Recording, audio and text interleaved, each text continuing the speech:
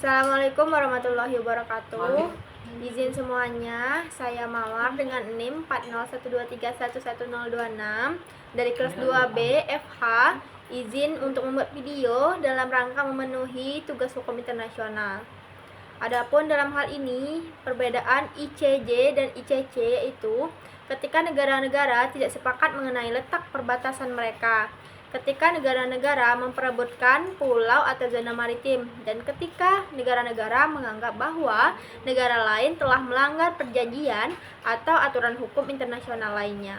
Dan ketiga, PBB atau salah satu badannya yang memerlukan pendapat mengenai hukum suatu masalah, mereka dapat beralih ke Mahkamah Internasional. Mahkamah Internasional atau ICJ berkedudukan di Istana Perdamaian Den Haag, Belanda, seperti Majelis Umum dan Dewan Keamanan Pengadilan. Inilah yang dikenal sebagai organ utama Perserikatan Bangsa-Bangsa dan satu-satunya yang tidak berkedudukan di New York. Kemudian, ICJ adalah organ pengadilan utama PBB dan pengadilan internasional tertinggi di dunia. Pengadilan ini telah ada sejak tahun 1946 dengan dua bahasa resmi, yaitu bahasa Inggris dan juga bahasa Perancis. Dokumen pendiriannya adalah undang-undang tersebut, merupakan bagian integral dari piagam PBB.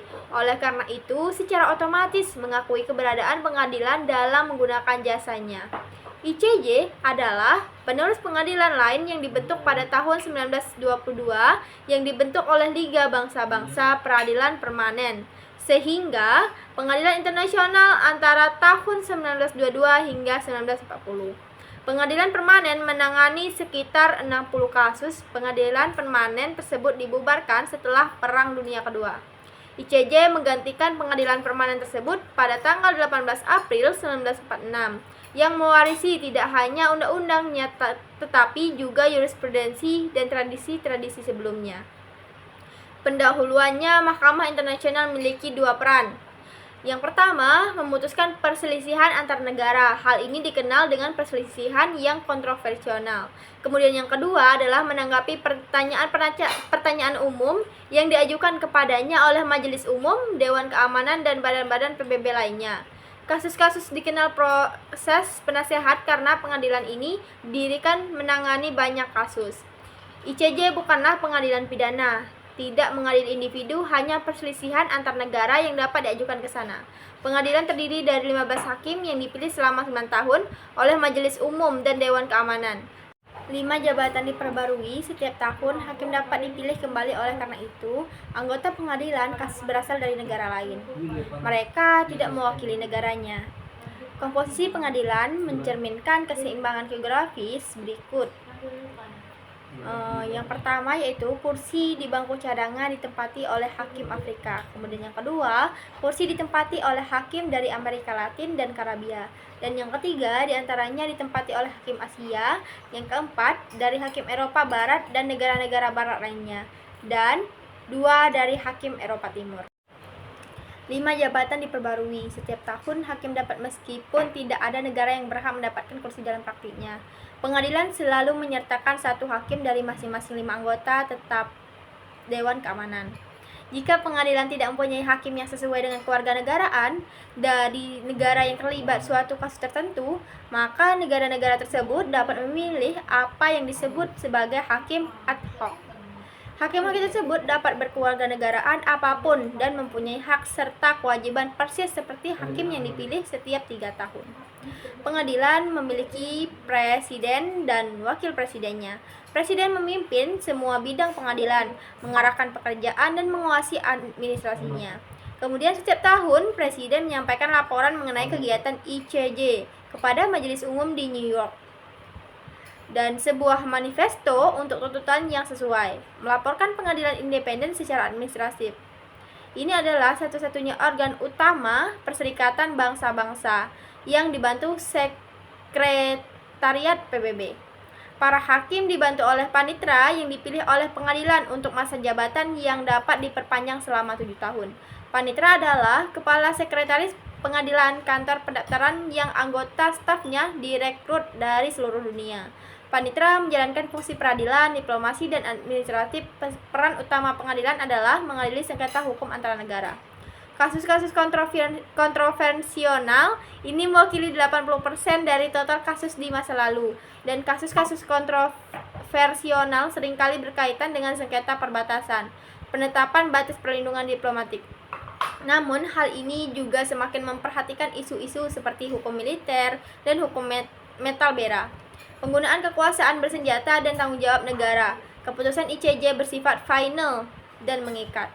Yurisdiksi pengadilan bersifat umum yang mungkin dipertimbangkan oleh pengadilan. Setiap permasalahan hukum internasional, semua negara anggota PBB berhak untuk mengajukan proses hukum yang kontroversial ke pengadilan. Negara-negara anggota lainnya juga dapat mengakses pengadilan tersebut dengan syarat-syarat tertentu, sehingga yurisdiksi pengadilan tersebut meluas ke seluruh dunia. Sejumlah besar negara telah hadir di hadapan ICJ dalam proses yang kontroversial. Negara-negara yang berdaulat, mereka bebas memiliki cara menyelesaikan perselisihan mereka. Oleh karena itu, pengadilan hanya dapat mengadili satu kasus jika negara-negara yang terlibat secara bebas menyetujui agar kasus tersebut dirujuk ke pengadilan. Dalam banyak kasus, negara-negara hadir di hadapan pengadilan pada hari.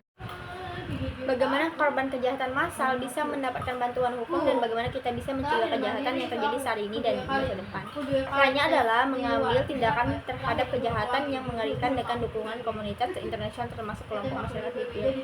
Negara-negara di seluruh dunia membuat perjanjian internasional pada tahun 1998. Negara yang meratifikasikan perjanjian tersebut mulai berkembang dan mulai berlaku pada tahun 2002, yang secara resmi membentuk Pengadilan Kriminal Internasional atau ICC.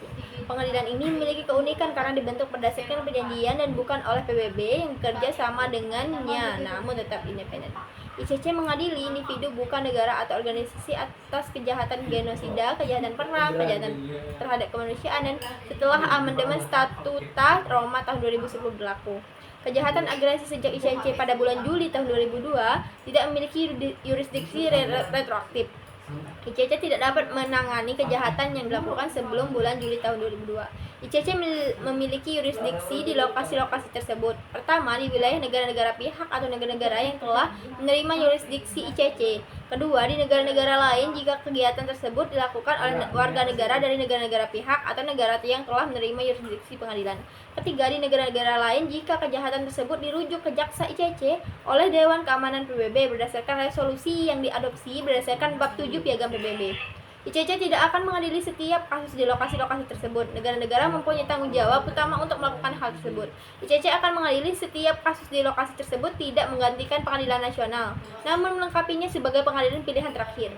Pengadilan ini hanya mengadili kasus-kasus ketika suatu negara tidak mau atau tidak mampu melakukan hal tersebut. ICC benar-benar melakukan pekerjaan baik di ruang sidang maupun di lapangan dan bergantung pada kerjasama dengan negara-negara tersebut untuk memenuhi tuntutan tersebut. Mandatnya khususnya untuk melakukan penangkapan, memindahkan orang-orang yang ditangkap ke pusat penahannya ICC di Den Haag, Belanda, membentuk aksi tersangka dan menegakkan hukuman. Statuta Roma membentuk 3 badan, yaitu Pengadilan Dana Perwalian bagi para korban dan Majelis Negara-negara pihak yang memberikan manajemen pengawasan. ICC memiliki 4 badan organ. Pertama, Kepresidenan. Kedua, Divisi Yudisial dengan 18 hakim terdiri dalam 3 divisi, sedang pra pengadilan dan bidang kejahatan yang merupakan organisasi independen dan membawa perkara ke pengadilan terakhir, dan organ keempat adalah registrasi ICC yang memberikan dukungan. Lalu, apa sih perbedaan ICJ dan ICC? ICJ dan ICC adalah mahkamah internasional yang sama-sama berkantor pusat di Den Haag, Belanda. Namun, mereka memiliki perbedaan yang signifikan. ICC didirikan pada tahun 2002 dan berfungsi menuntut dan mengadili individu atas kejahatan serius seperti kejahatan genosida, kejahatan terhadap kemanusiaan, dan kejahatan perang yang menjadi perhatian komunitas internasional. ICC hanya memiliki yurisdiksi atas kejahatan yang dilakukan di wilayah negara anggota atau oleh warga negara anggotanya. Sedangkan ICJ didirikan pada tahun 1945 yang merupakan mahkamah utama PBB yang menyelesaikan sengketa hukum antar negara. ICJ dapat menangani berbagai jenis kasus termasuk pelanggaran perjanjian, sengketa perbatasan, penggunaan kekuatan ilegal, dan pelanggaran HAM. ICJ memiliki yurisdiksi atas semua negara anggota PBB yang telah menerima yurisdiksinya. ICC menggunakan sistem prosedural yang sebagian besar terinspirasi dari sistem hukum pidana internasional. Persidangan ICC terbuka untuk umum dan terdakwa berhak atas peradilan yang adil. Sedangkan ICJ menggunakan sistem yang lebih formal dan diplomatik. Persidangan ICJ tidak terbuka untuk umum dan negara terdakwa memiliki yang lebih luas. Mungkin cukup sekian untuk video dari Mawar. Terima kasih.